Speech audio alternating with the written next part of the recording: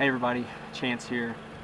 A lot of people, storm chasers and non-storm chasers, ask me, what gear do I use to storm chase?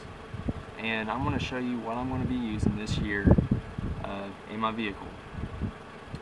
Now, my gear is extremely basic compared to a lot of storm chasers, but I try to keep it simple because most of the time I'm doing solo chases, which forces me to do a two-person at minimum job by myself.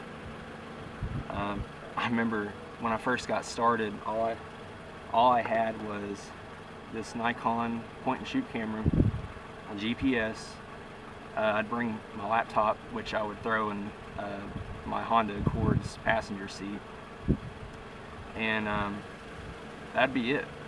And I remember my first storm chase on April 6th, 2010, forecasted, drove all the way up to Wichita, and then east of Wichita, and I ran into Michael Phelps and Robin Lawrence, and I chit-chatted with them for a little bit, and Mike asked me, he goes, are you able to get any data out here? And I guess I didn't want to look like a noob at the time, but I lied to him, so sorry if you're watching this, Mike, but I lied and I said, oh, well, I don't get any reception out here. But when reality was, I was having to stop at McDonald's to use their free Wi-Fi. But anyways, this is my stuff, so let's get to it. Alright, so I'm here in the driver's seat, and I'm just going to go over all my gear as I'd have it if I was going out on a chase right now. First up, you got the GoPro, Garmin Nuvi GPS. I bought it a couple years ago, and it's done great when I needed it to, but it does lag occasionally. But it's alright. It gets the job done. Next is the GoPro HD Hero 2. I bought it last year. Most of my chase video all of my chase video from last year is from this camera right here. Remarkable video quality from the size, and it's really easy to use. Low light video quality could be better, but I think they improved that with this new HD Hero 3 that's come out this year or late last year. I have the windshield mount on it, made by GoPro, but I also have the head strap in case I want to do some hands-free recording outside the car. Down here, this is the outlets for adapters, plugs, whatever. Snickers, that's always important. That leads up to the iPad mini, which I got last November. I fought an old lady off for it on Black Friday, but we're cool now. This is going to be awesome, I think. I mean, you got radar, everything. I'm pretty sure you're familiar with an iPad, but I think it'll be great.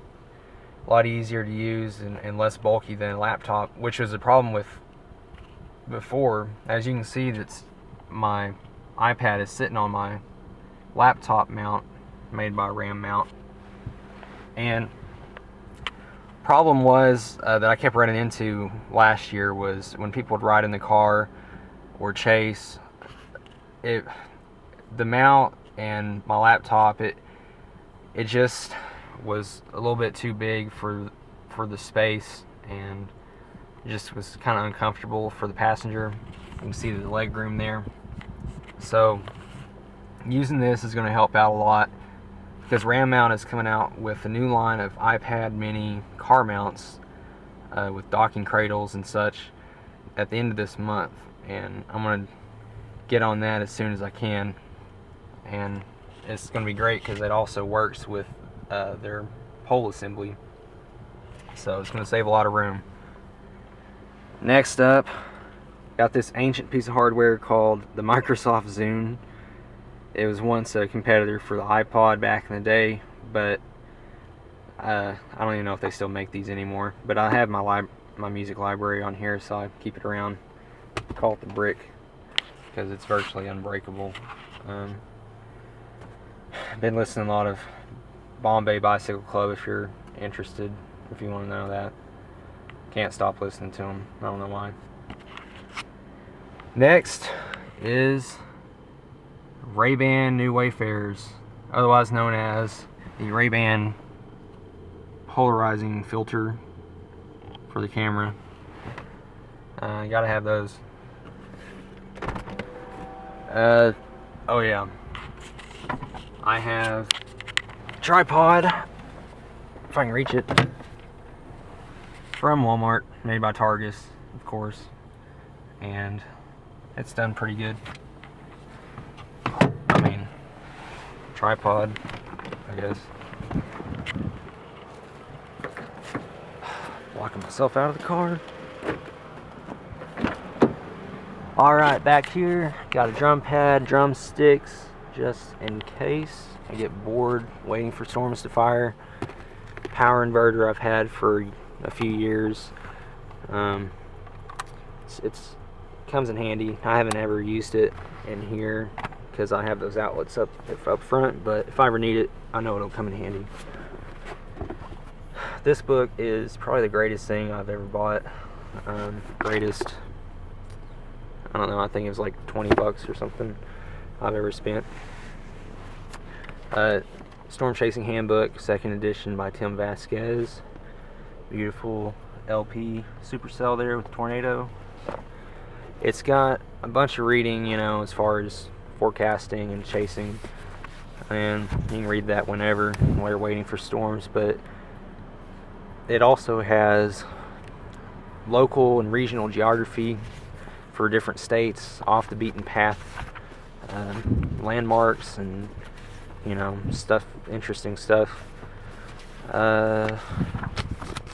It has dining somewhere back here for different states and towns where you can eat. And yep, there's dining.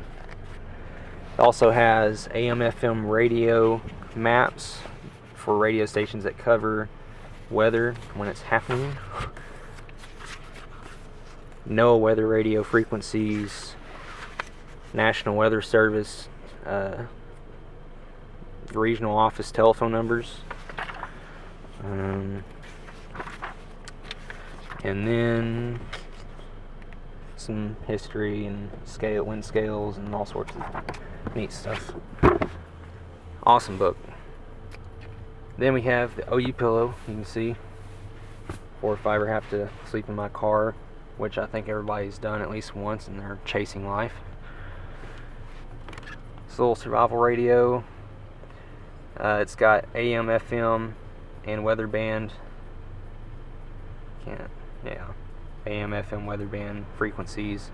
Solar powered, hand cranked, has its own antenna and flashlight.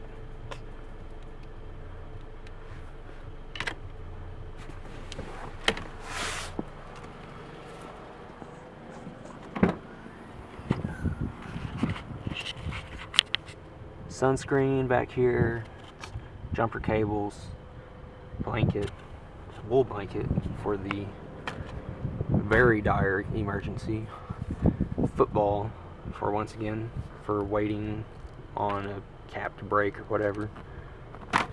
First aid kit, doesn't have much in it. I mean, it's not too fancy, but you could use it, I'm sure. And water, of course.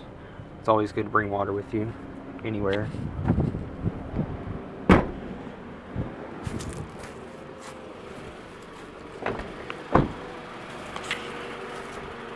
Of course, Pontiac Vibe 2009 edition. Held it's not included. Well, it just about covers everything. I hope you enjoyed the video. I hope it was informative. Thanks for watching, and please make sure to keep up with all my storm chasing updates and pictures and videos on Facebook, Twitter, and YouTube. I really appreciate your support. Thanks again for watching, and I'll see you out there chasing.